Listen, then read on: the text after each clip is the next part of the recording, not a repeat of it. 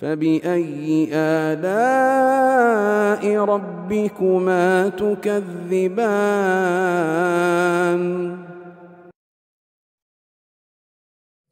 Kemudian kita akan memasuki pembahasan berikutnya terkait dengan bentuk-bentuk dan pembahasan hadits mardud. Halaman 12 dari buku panduan.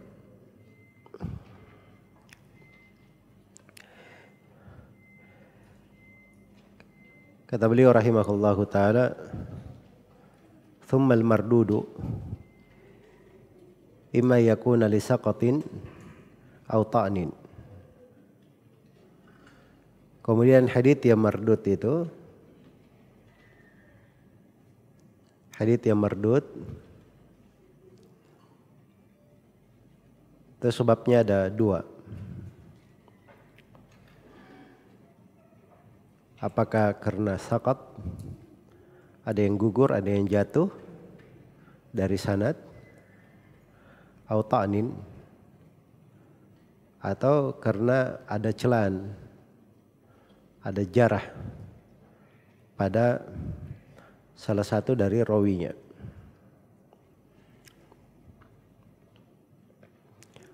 Jadi sini beliau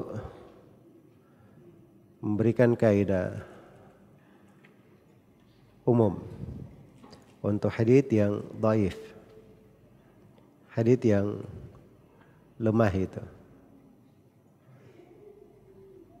Hadits yang lemah itu sebab umumnya ada dua. Apakah karena ada yang saqat atau karena ada celaan pada rawinya. Baik, ini metode Ibnu Hajar yang menguraikan. Iya. Tapi kadang sebagian yang dijalani oleh Ibnu Salah dan selainnya di dalam merinci hadits dhaif itu, mereka memberikan penggambaran. Jadi hadits itu kan hanya ada dua, ada makbul, ada mardud. Ya, kalau tidak ada sifatul qubul di situ, berarti dia masuk ke dalam hadits dhaif. Dihitung ke dalam hadits dhaif. Ke dalam hadits yang lemah. Iya. Baik. Jadi begitu secara umum di dalam mendefinisikan hadits yang dhaif itu. Sebab hadits itu dikuatkan atau sifat hadits yang sahih kalau dikumpulkan antara sifat hadits yang makbul yang diterima, kalau dikumpulkan antara syarat-syarat hadits sahih dan hadits hasan, maka berkumpul bahwa sifat hadits yang diterima itu semuanya ada 6. Semuanya ada berapa? Ada 6. Yang pertama adalah turruah, rawinya adil. Yang kedua dhabtur ruah, rawinya punya dhabt. Apakah sempurna atau khafif? Yang jelas rawinya punya dhabt. Kemudian yang ketiga adalah ittisalus sanad, bersambung sanadnya. Kemudian yang keempat ada masyhudud, tidak syad. Lalu yang kelima adamu al-mu'allal, tidak mu'allal. Dia bukan hadits yang mengandung illah. Kemudian yang keenam al-injibar bi amrin akhar. Dia ada penguat dari jalur yang lain. Ada penguat dari jalur yang lain. Iya. Jadi kalau dihitung dari 6 ini, maka itu adalah ketentuan hadits yang diterima. Jadi kalau tidak terkumpul sifat hadits yang diterima, maka itu namanya hadits dhaif. Namanya hadits dhaif. Ya kalau ada yang bertanya apa definisi hadits dhaif? Hadits dhaif definisinya mudah. Malam tajtami fihi sifatul qabul. Adalah hadits yang tidak berkumpul padanya sifat hadits yang diterima. Sifat hadits yang diterima semuanya ada berapa tadi? Ada 6. Semuanya ada 6. Iya. Jadi kalau ada yang bertanya, ada berapa banyak bentuk hadits dhaif? Jawabannya kalau dihitung dari sifat itu tadi, ya mungkin bentuknya banyak sekali, gak terhingga. Tapi kalau ditanyakan kemungkinannya ada berapa, dari sudut praktek dan kenyataan, mungkin ada sekitar 80-an atau lebih daripada itu. Iya. Jadi metodenya seperti itu. Jadi antum buat saya begini. Hadits dhaif yang pertama, hilang bersambung sanadnya. 1. Sudah 1 dhaif. Hadits dhaif yang kedua, hilang syarat kedua. Hadits dhaif yang ketiga, hilang syarat ketiga. Sudah 6 akhirnya.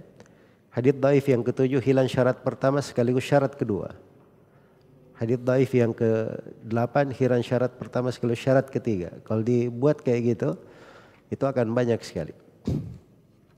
Apalagi kalau misalnya bersambung sanadnya hilang. Bersambungnya itu hilangnya kayak gimana? Di awal kah, di akhir kah, di tengah kah? Secara berurut atau tidak, itu terbentuk lagi bentuk-bentuk hadits dhaif yang lain. Jelas ya? Ya kalau dihitung hadits yang dhaif dari sudut apa yang saya jelaskan tadi, maka mungkin jumlahnya akan banyak sekali bentuk hadits yang dhaif itu. Tapi di sini Al-Hafidz Ibnu Hajar memberi ringkasan. Kaidah bagus sekali untuk mengenal sebab kelemahan sekaligus mengenal bentuk-bentuk hadits yang dhaif. Jadi beliau kumpulkan pokok kelemahan itu ada 2. Yang pertama saqat, dan yang kedua adalah at-ta'an. Jadi itu 2 pokoknya. Jelas sampai sini? Baik, sekarang beliau masuk di dalam memberikan rincian. Iya. Beliau masuk di dalam memberikan rinciannya. Kata beliau rahimahullah, fasaqatu imma yakuna mimma badi sanad min musannifin aw min akhirih ba'da tabi'i aw ghairi dzalik. Iya. Jadi saqatnya itu kadang dari permulaan sanad, dari musannifnya, dan kadang dari akhirnya setelah tabi'i, dan kadang selain daripada itu. Selain daripada itu. Baik. Ya sekarang saya sudah mulai ini ya memberikan penjelasan tentang hadits mardud ini. Kita baca masail yang disebutkan di halaman 14. Sebelum saya baca masail ini, sekarang pembagian Ibnu Hajar terhadap hadits mardud. Ini jelas ya. Ibnu Hajar membagi hadits mardud itu kembali kepada 2 sebab. Ada sebab karena saqat pada rawi, dan ada sebab karena apa? Karena ta'an, celaan pada rawi. Baik, selesai pembagian Ibnu Hajar. Kita akan baca rinciannya. Pembagian lain, tadi saya sudah terangkan cara membaginya dengan definisi lain.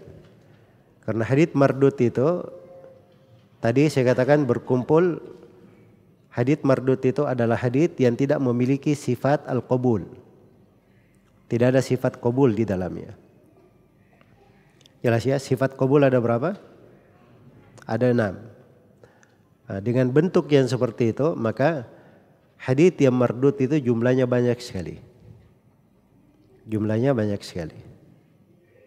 Baik, sekarang selesai pembahasan yang pertama di sini, pembagian lain untuk hadits mardud. Itu pembagian lain itu dengan bentuk kita berbicara di sifat qabul. Untuk definisi hadits mardudnya sendiri. Jadi hadits mardud kalau definisikan itu malam yajtami fihi sifatu al-qabul. Apa yang tidak berkumpul di dalamnya sifat hadits yang apa? Diterima. Iya. Dan sifatul qabul ada 6 tadi saya sebut.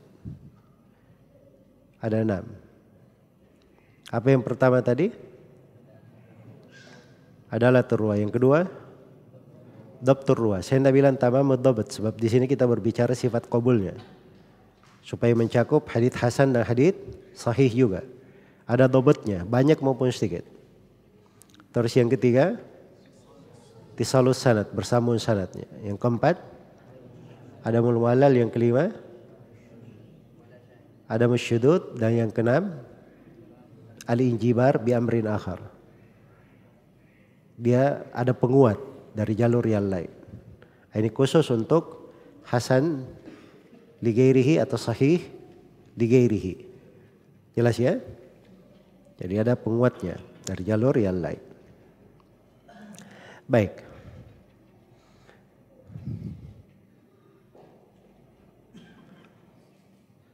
Sekarang pembahasan yang kedua, bentuk-bentuk keterputusan dalam sanad.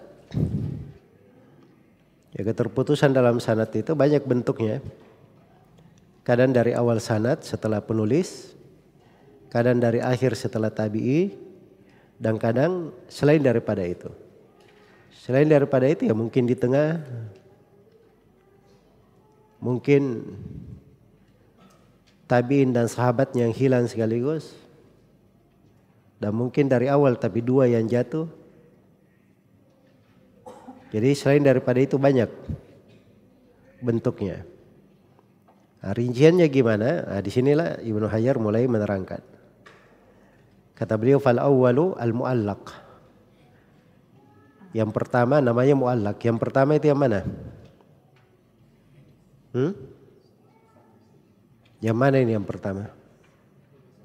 Yang jatuh dari awal sanad. Jadi kalau jatuhnya dari awal sanad itu namanya apa? Muallaq. Wathani al-mursal. Yang kedua yang mana yang kedua? Min akhirhi ba'da tabi'i. Jadi kalau setelah tabi'i, antara tabi'i dan Nabi SAW ada yang jatuh di situ, maka itu disebut mursal. Itu disebut mursal. Baik. Kemudian kata beliau, watsalitsu in kana bi itsnaini fasa'idan ma tawali fa huwa al-mu'dhal. Ya. Yang ketiga, selain daripada itu.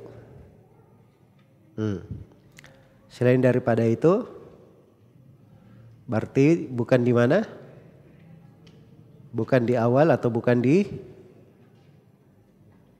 akhir setelah tabi'i. Nah, ini kalau yang jatuh 2 sekaligus, 2 atau lebih, tetapi alat tawali secara berurut jatuhnya. Langsung 2 jatuh, langsung 3 berurut. Fahuwal mu'dhal, maka ini dihitung hadits mu'dhal. Wa illa fal munqati'. Kalau tidak, maka itu namanya hadits munqati'. Jadi ini mudah ya Ibnu Hajar membahasakan nama-nama hadits yang terputus. Hadits-hadits yang terputus sanadnya. Ya di sini ada 4 istilah. Ada namanya hadits muallaq, ada namanya hadits mursal, yang ketiga ada namanya hadits mu'dhal, dan yang keempat ada namanya hadits munqati'. Jadi semuanya ada 4. Ya mudah. 4 ini dari pembahasan sanad semua ini. keterputusan pada sanad. Jadi kalau jatuh dari awal itu namanya muallaq. Jatuh setelah tabi'in di akhir itu namanya apa? Mursal. Kalau jatuh dua atau lebih tetapi berurut itu namanya mu'dhal. Dan yang keempat, jatuh selain daripada tiga ini. Selain daripada tiga ini namanya apa? Munqati'. Jadi munqati' itu bisa di mana saja. Ini penggunaan dari sudut istilah. Tapi dari sudut penggunaan secara bahasa kadang mursal disebut munqati' juga. Mu'allaq disebut munqati' juga. Jelas ya? Mu'dhal disebut apa? Munqati' juga. Sebab munqati' itu artinya yang terputus. Ya memang semuanya terputus. Tapi ini dari sudut istilah penamaan. Dari sudut istilah dan penamaan. Baik, saya detailkan ya. Jadi itu pembahasan yang kedua, bentuk-bentuk keterputusan dalam sanad. Iya.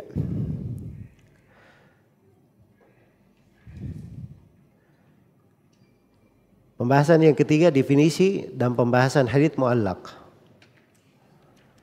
Apa itu hadits mu'allaq? Apa yang dimaksud dengan hadits mu'allaq? Mu'allaq itu secara bahasa itu isim maf'ul. Isim maf'ul dari ta'liq. Allaqa syai' bisyai'. Allaqa yu'alliqu ta'liqan. Mu'allaq. Kan begitu.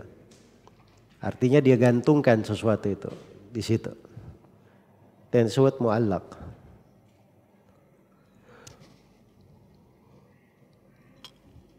Baik. Mu'allaq itu adalah apa yang terbuang dari awal sanad. Seorang rawi atau lebih. Seorang rawi atau lebih. Dan kadang hilang sampai akhirnya. Hilang sampai akhirnya. Itu yang disebut dengan nama mu'allaq. Iya. Jadi jatuh dari awal satu orang. Iya. Dan kadang jatuh lebih daripada itu. Kadang jatuh lebih daripada itu. Baik. Dan kadang si muallif langsung berkata, qala Rasulullah sallallahu alaihi wasallam. Atau si muallif berkata, si musannif berkata, qala Anas bin Malik an Rasulillah sallallahu alaihi wasallam. Ya. Maka itu muallaq namanya. Sekarang Imamul Bukhari rahimahullahu taala. Beliau ini kalau berkata langsung Anas bin Malik berkata begini, itu artinya apa? Mu'allaq. Dari mana Al-Bukhari ketemu Anas bin Malik? Kan tidak ketemu, berarti ada sanad yang tidak dia sebutkan. Itulah yang disebut dengan mu'allaq. Baik, kalau yang jatuh itu satu, tapi kalau yang jatuh dua, satu, dua, tiga, berarti itu namanya apa? Mu'dhal juga. Jadi kalau begitu mu'allaq itu kadang bertemu dengan sebagian bentuk hadits mu'dhal. Kadang bertemu dengan sebagian bentuk hadits apa? Hadits mu'dhal. Iya. Baik. Ya kalau misalnya si penulis menghilangkan dua orang, ya sekaligus di awal sanad, maka itu dihitung sebagai hadits mu'allaq dan hadits mu'dhal. Tapi kalau dia hilangkan di akhir sanad, maka itu dihitung hadits mu'dhal saja, tidak dihitung apa? Tidak dihitung mu'allaq. Iya. Hanya dihitung mu'dhal, tidak dihitung mu'allaq. Kenapa tidak dihitung mu'allaq? Karena jatuhnya bukan dari awal sanad, jatuhnya di akhir. Jatuhnya di akhir. Baik. Jadi itu yang dimaksud dengan kata apa? Al-mu'allaq atau definisi dari al-mu'allaq tersebut. Baik. Jadi bentuk-bentuk hadits mu'allaq itu banyak ya, dan ini banyak dibahas di dalam kitab Sahih Al-Bukhari. Banyak dibahas dari kitab Sahih Al-Bukhari. Karena Imam Al-Bukhari rahimahullahu ta'ala itu banyak menyebutkan tentang riwayat-riwayat yang mu'allaq di dalam kitab sahihnya. Iya. Banyak beliau menyebutkan di dalam sahihnya riwayat-riwayat mu'allaq. Misalnya Al-Bukhari berkata, wa qalat Aisyatu kana Nabi sallallahu alaihi wasallam yadhkurullaha ala kulli ahyani. Sekarang Al-Bukhari berkata wa qalat Aisyatu. Kira-kira bagaimana itu? Ketemu Al-Bukhari dengan Aisyah? Tidak, berarti ini beliau gugurkan dari awal sanad sampai kepada Aisyah. Mungkin ada 3-4 orang yang beliau gugurkan. Itu disebut dengan nama mu'allaq. Iya. Dan kadang Al-Bukhari mentaklik dari pertengahan saya. Misalnya beliau hilangkan 1-2. Seperti beliau berkata, warawahu Aban ibnu Salih an Mujahidin an Tawus an Abi Hurairah. Iya. An Abi Hurairah. Ya di sini mu'allaq ya, karena Aban bin Salih bukan guru Al-Bukhari. Al-Bukhari tidak berjumpa dengannya. Tidak berjumpa dengannya. Baik. Jadi itu bentuk dari hadits mu'allaq. Iya. Karena banyaknya hadits mu'allaq di Sahih Al-Bukhari ini ditulis oleh Ibnu Hajar satu buku sendiri untuk merinci hadits-hadits mu'allaq kita di Sahih Bukhari. Kalau ada yang riwayat lain di Sahih Bukhari yang menyambungnya, Ibnu Hajar biasanya sebutkan. Itu dicetak dalam 5 jilid, judulnya Taghliqut Ta'liq, karya Ibnu Hajar rahimahullahu ta'ala. Baik. Jadi ini hadits mu'allaq ya. Selesai. Berikutnya dikatakan di sini oleh penulis wathani al-mursal. Dan ini pembahasan yang kedua. Definisi dan pembahasan hadits mursal. Jadi Nuzhatun Nadhar, Ibnu Hajar mendefinisikan apa hadits mursal itu. Iya. Kata beliau rahimahullah, wa huwa ma saqata min akhirih min ba'da tabi'i. Mu'allaq itu adalah apa yang jatuh dari akhir sanad setelah tabi'i. Jatuh dari akhir sanad setelah apa? Setelah tabi'i.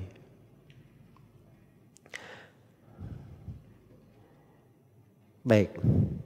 Jadi sekarang kalau ada yang bertanya apa hukum hadits mu'allaq tadi? Apa hukumnya?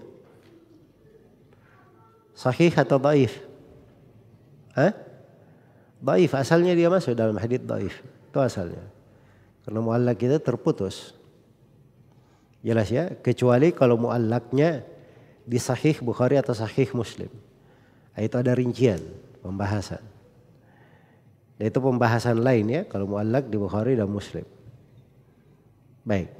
Tapi kalau di sudut asal, hukum hadits mu'allaq hukumnya dhaif. Sama dengan mursal. Hadits mursal itu asalnya adalah hadits yang dhaif. Adalah hadits yang lemah. Baik. Mursal dari sudut bahasa itu dari kata irsal. Dari kata irsal, artinya dilepaskan, dibiarkan. Iya. Dibiarkan. Alam tara anna arsalna syayatina 'alal kafirina ta'uzzuhum azza. Artinya arsalnya di situ melepaskan, dibiarkan syaitan itu mencelakakan orang-orang kafir. Baik. Dan secara istilah Ibnu Hajar di sini mengatakan ma saqata min akhirih min ba'di tabi'i. Apa yang jatuh dari akhirnya setelah tabi'i. Iya. Ini Ibnu Hajar berbicara terkait dengan hadits marfu ya. Jadi maksudnya setelah tabi'in ada yang jatuh langsung kepada Nabi Sallallahu Alaihi Wasallam, begitu maksudnya. Kalau bahasa yang lebih detailnya di definisi mursal dikatakan marrafa'ahu tabi'iyu ila Nabi Sallallahu Alaihi Wasallam. Mursal itu adalah riwayat yang seorang tabi'in memarfu'kannya kepada Nabi Sallallahu Alaihi Wasallam. Maksudnya ada tabi'in yang berkata Rasulullah bersabda begini. Rasulullah bersabda begini. Sekarang saya mau tanya dulu, tabi'in ini apa artinya tabi'i? Tabi'i artinya orang yang berjumpa dengan sahabat Nabi Sallallahu Alaihi Wasallam. Jadi secara meyakinkan tabi'in, seorang tabi'i itu tidak bertemu dengan Nabi Sallallahu Alaihi Wasallam. Jelas? Nah sekarang kalau tabi'i berkata Rasulullah bersabda begini, berarti pasti ada yang terputus. Dia tidak sebutkan siapa yang mengabarkan kepadanya. Baik, yang terputus ini siapa? Yang hilang ini siapa? Sahabat? Kalau yang hilang itu sahabat, maka hadits mursal itu pasti hadits sahih, tidak disebut di sini. Jelas ya? Nggak bisa dikatakan bahwa yang hilang itu sahabat. Sebab tabi'in itu ada dua kemungkinan. Dia mungkin mengambil dari sahabat, dari Nabi. Mungkin diambil dari tabi'in, dari Nabi. Dari tabi'in lain diambil dari sahabat, dari Nabi. Kan begitu? Iya. Kalau kemungkinannya seperti itu, berarti memang kemungkinan lemahnya akan menjadi ada. Nah, itulah sebabnya hadits mursal itu dihitung sebagai hadits yang apa? Hadits yang lemah. Iya. Hadits mursal dihitung sebagai hadits yang lemah.